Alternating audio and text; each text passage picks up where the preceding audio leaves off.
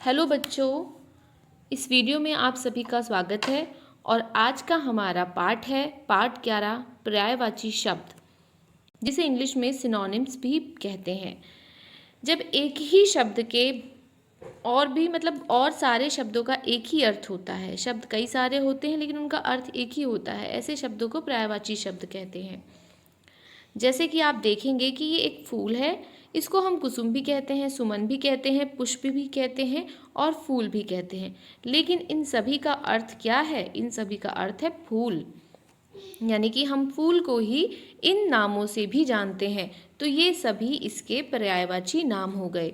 इसी तरह से ये सूरज है, इसको आप और किस किस नाम से जानते हैं? रवि, भानु, सूर्य, सूरज। तो ये सभी इसके दूसरे नाम है, यानी कि इसके पर्यायवाची शब्द हैं। समझो, कुसुम, पुष्प और सुमन, इन सब शब्दों का अर्थ फूल है। रवि, सूर्य, भानु, इन सभी शब्दों का अर्थ सूरज है। तो जैसे मैंने आपको बताया कि इनका अर्थ एक ही होता है, जैसे इन तीनों का अर्थ फूल है और इन तीनों का अर्थ सूरज है, तो इसलिए ये इसके पर्यायवाची शब्द हैं। तो आपको जो इसकी परिभाषा है ये लिखनी है। एक ही अर्थ का ज्ञान कराने वाले शब्दों को समानार्थक शब्द या पर्यायवाची शब्द कहते हैं। तो इन पर्यायवाची शब्दों को समानार्थी या समानार्थक शब्द भी कहा जाता है। यहाँ पे पर्यायवाची शब्दों की तालिका दी गई है। जैसे कि आकाश को और किन नामों से जाना जाता है? गगन, नभ, अंबर। रात को रात्रि, रजनी, निशा। पानी को जल, नीर, सलिल। माता को अम्बा, माँ, जननी। आँख को नयन, नेत्र, लोचन। चांद को चंद्रमा, शशि, राकेश। धरती को जमीन, भूमि, धरा।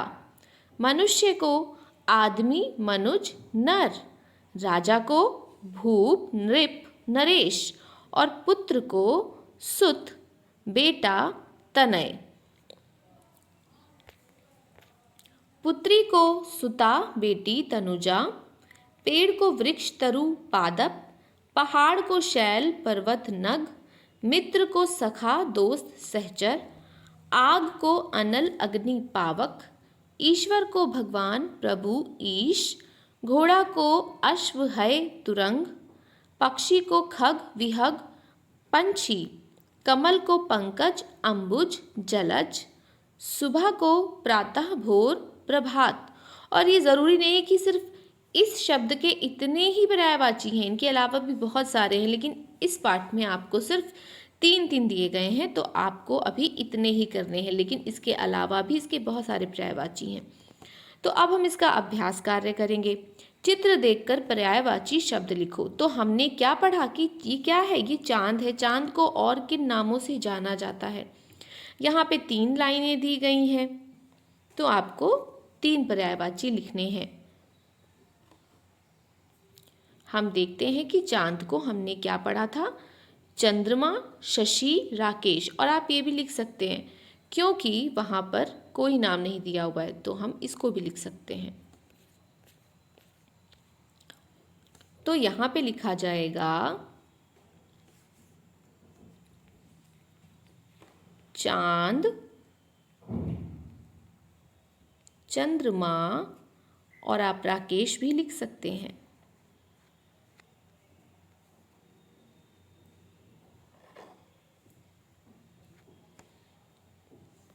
अब यहाँ पे दूसरे चित्र में आपको दिया गया है पेड़, और इसके क्या क्या नाम होते हैं हम ये भी देख लेते हैं। तो हमने पेड़ के नाम पढ़े थे वृक्ष, तरु और पादप। तो हम इन नामों को लिख सकते हैं। पेड़, पादप, वृक्ष। अगले चित्र में आपको एक राजा का चित्र दिख रहा है, तो आपको राजा के पर्यायवाची यहाँ पे लिखने हैं। तो राजा के क्या क्या पर्यायवाची होते हैं? राजा, भूप, नृप, नरेश। हम लिख लेंगे राजा, भूप, नृप। आप इनमें से किसी भी 3 को लिख सकते हैं। अगला है अलग अर्थ वाले शब्दों पर गोला लगाओ, यानी इसमें से जो पर्यायवाची नहीं है हमें वो ढूंढना है और उस पर गोला लगाना है। जैसे सुत का पर्यायवाची क्या होता है? बेटा होता है, पुत्र भी होता है, लेकिन नृप नहीं होता है, तो हम इस पे गोला लगा देंगे। नृप तो राजा को कहते हैं। इसी तरह रात का लिखा है रजनी, गगन तथा रात्रि। तो रजनी और रात्रि तो रात को ही कहते हैं, परंतु गगन कहते हैं आकाश या आसमान को। अगला है आँख। आँख को नयन भी कहते हैं, नेत्र भी कहते हैं, लेकिन प्रभु हम कहते हैं ईश्वर को, तो ये इसका पर्यायवाची नहीं होगा। पानी, पानी का पर्यायवाची क्या होता है? अम्बा, जल, नीर। जल और नील इसके पर्यायवाची हैं। अम्बा तो माँ का पर्यायवाची होता है, तो ये इसका आंसर होगा। अगला है टोकरी में से पर्यायवाची शब्द ढूंढकर लिखो। आपको पर्यायवाची शब्द ढूंढकर लिखने हैं।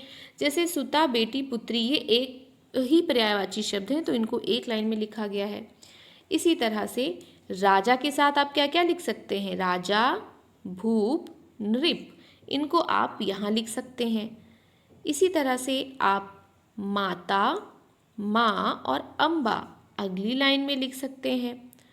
फिर आप पानी, नीर और जल, इसको यहाँ पे लिख सकते हैं। तो इस तरह से आपको एक पर्यायवाची शब्दों को एक साथ लिखना है। बॉक्स में पर्यायवाची शब्द भरो। आपको इनके पर्यायवाची शब्द भरने हैं। तो सखा का क्या होता है? सखा का होता है मित्र, दोस्त। पहाड़ का क्या होता है? शैल, गिरी। ये माँ लग रहा है, माँ नहीं है, ये गिरी है, ग है। पुत्री का क्या होता है? सुता, बेटी। माँ का क्या होता है? अम्बा, माता।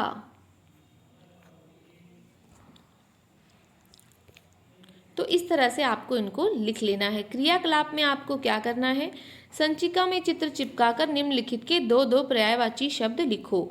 आपको यहाँ पे कुछ शब्द दिए गए हैं, आपको इनके चित्र यहाँ पे दिए गए स्थान में चिपकाने हैं और इनके दो दो पर्यायवाची शब्द लिखने हैं।